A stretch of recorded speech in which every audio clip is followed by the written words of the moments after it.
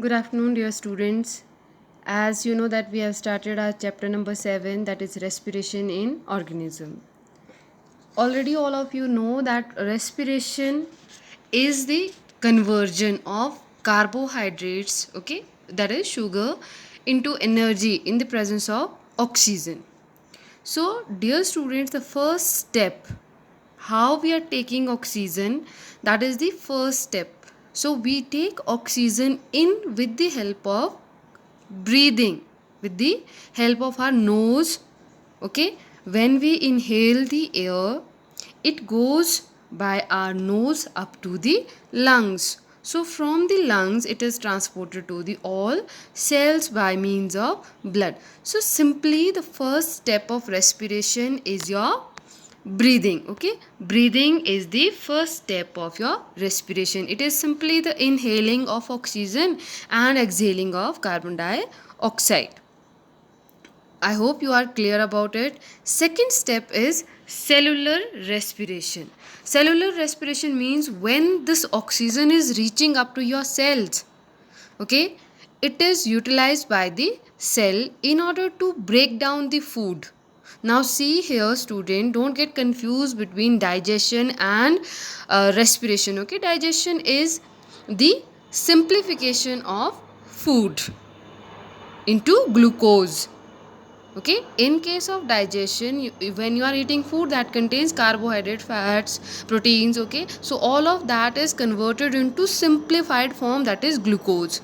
So this glucose is further broken down into carbon dioxide and water in order to release the energy. So that is called as respiration. When this respiration or breaking down of food is taking place inside the cell, it is termed as the cellular respiration. Okay, next is your types of respiration.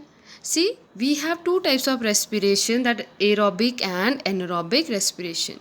Depending upon the presence or absence of oxygen, we have two types of respiration.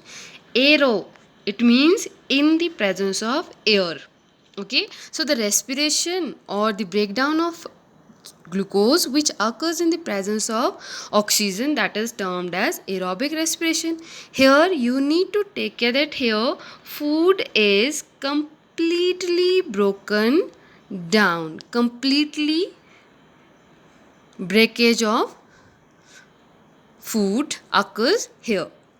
Okay, food is completely broken down in order to produce carbon dioxide, water, and it is releasing energy. Here I have written the formula. This is one molecule of glucose. Okay, one molecule of glucose, it contains 6 carbon atoms, 12 hydrogen atoms, and 6 atoms of oxygen. Okay, so it forms one molecule of glucose. When it breaks down in the presence of oxygen, it produces 6 carbon dioxide, 6 water molecule, and releases energy. In case of anaerobic respiration, as I told you earlier, it occurs in the absence of oxygen. Now, dear students, this anaerobic respiration is of very good importance. Okay, here glucose is converted into ethyl alcohol. As here it is producing the alcohol, so this alcoholic production, it is sometimes termed as fermentation as well. Okay, for this is fermentation. So fermentation is very important as it is used in bakery.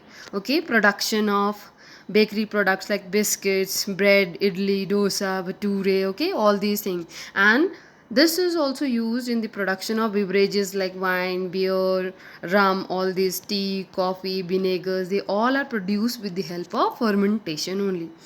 Sometime you must have felt fatigue in your muscles. Okay, whenever you are doing heavy exercise or heavy physical work, that is due to the production of lactic acid in our muscles. Okay, what happens when we run fast or does this heavy work, at that time sufficient amount of oxygen, it does not reach up to your cell. So what happens, this glucose, it converts into lactic acid. So accumulation of lactic acid, accumulation means gathering of lactic acid in our muscle, it causes the fatigueness. Okay, that's why we feel fatigue, and after taking rest we feel normal.